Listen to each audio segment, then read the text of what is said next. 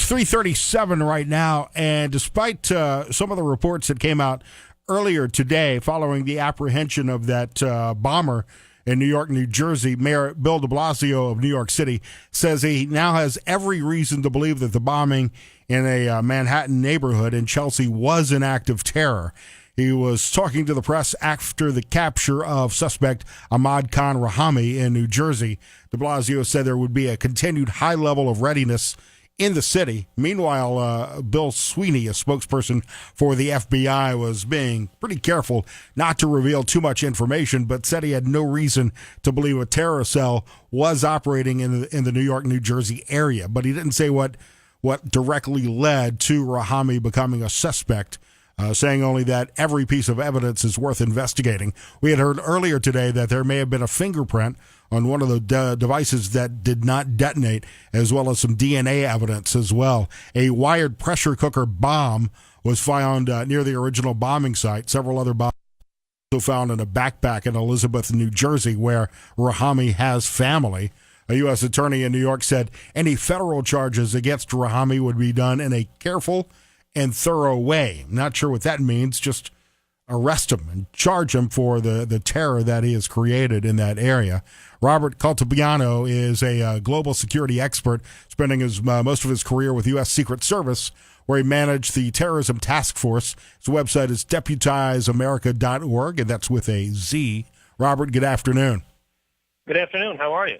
I'm well. There's some debate this afternoon about whether or not this is a lone wolf attack or directly related to ISIS or Al-Qaeda. Well, I think that what we really want to look at is the quickness of our law enforcement, of how they came about and tracked down this individual. And, it comes, I'm is that our law enforcement community, federal and state, it works. We really do have the best of the best in the world. And look how fast it's happened before we've gotten a result of grabbing this heinous person. Now, based on the speed at which he was apprehended, do you believe, and actually, in fact, the speed at which we knew who the suspect was, do you believe that he was under prior surveillance? I don't know about that exactly in prior surveillance, but what I do know is that the FBI is really, really good at crime scene analysis. And so I'm going to look at what has happened and transpired in the last 24 hours or so, and the bits and pieces of what they put together. I think you want to look at it as a big puzzle. Let's say it's 1 million pieces. And bit by bit, piece by piece, they had to put it together.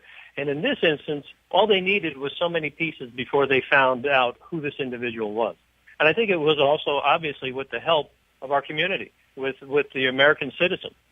I think it's kind of interesting, too, that a BOLO alert, a Be on the Lookout alert, was sent to everybody in the 5 boroughs' cell phone around 8 o'clock this morning, complete with multiple pictures of what the suspect looks like. That's the first time I've heard of that technology being used to search for a terrorist like this, or to search for any criminal who is on the run. If this technology had existed following the Boston Marathon, then the Tsarnaev brothers may have been apprehended even faster.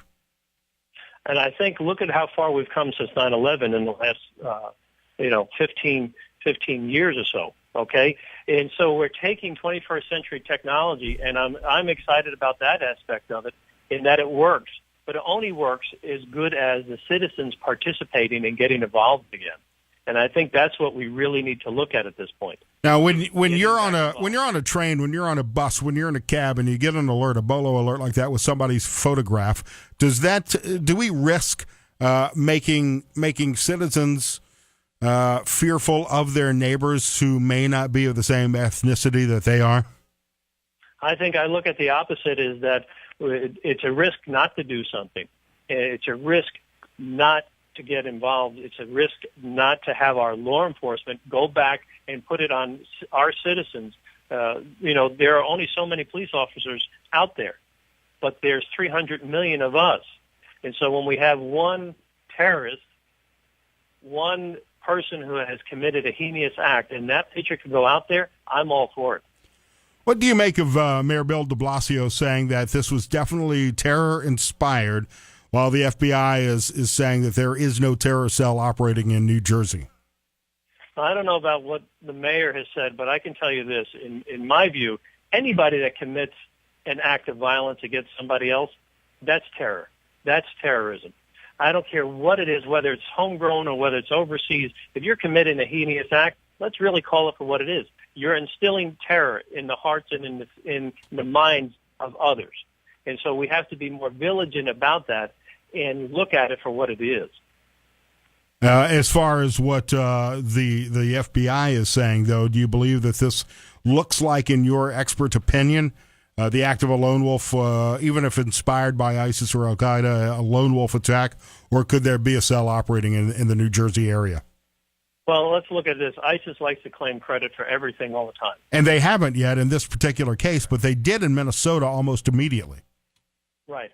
And so what we're looking at here is, what I'm looking at right now is the possibility that it could be a lone wolf, but I don't even want to say that yet because it's still not over with yet. We still got a lot of work to do on this. The FBI and the local law enforcement in the New York area has a lot of work to put all those pieces, like we said before, of the puzzle back together.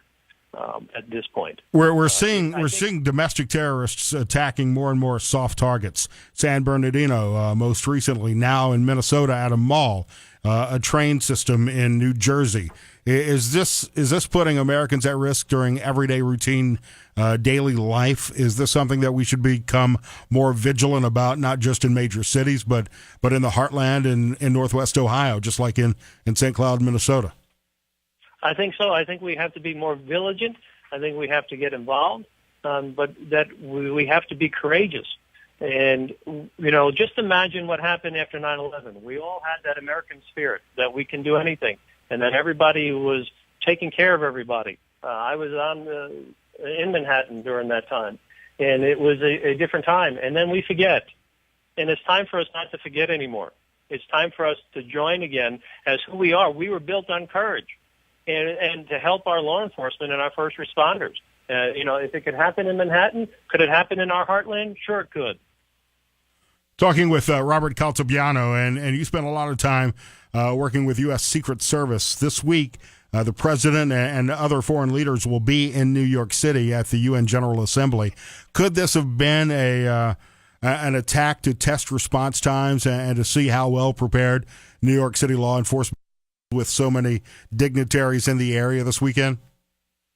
I think a lot of people, if you look at what New York has done throughout the course of the years, and I was involved in quite a few security plannings for the UN, they do a miraculous job. If this was a test, it really failed in all proportions. This guy wasn't very smart. Number one, he got caught, and we're going to catch you. Law enforcement's going to catch you. But look at the rudimentary basis of what he put together, these pipe bombs. Anybody, or these pressure cookers, anybody can put that together. So I don't think he was very smart. If you look at a lot of these people, they're not very smart individuals.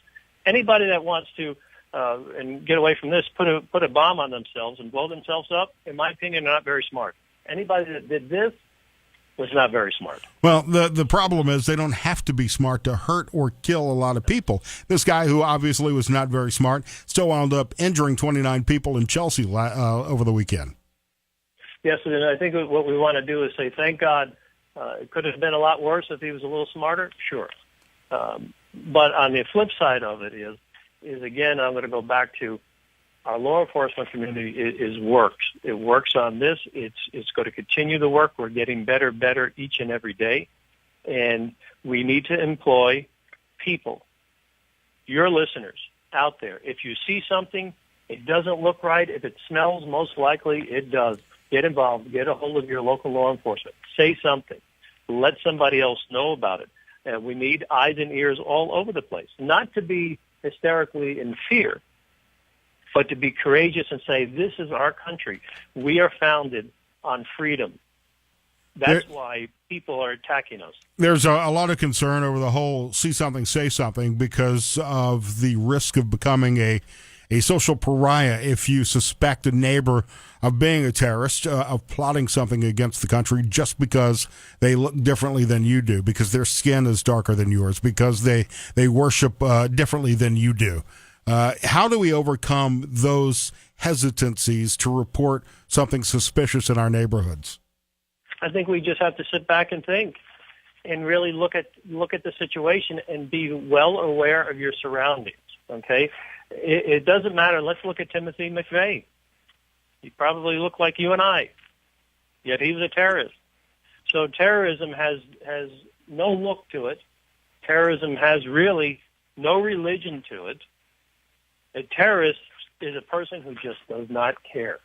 And so as Americans, we care. And so we have to really be aware of our surroundings. And again, use your gut instinct. Get out of your head, and I like to say into your gut, because your gut is not wrong.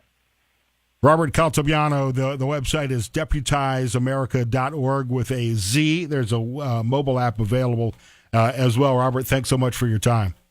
Thank you.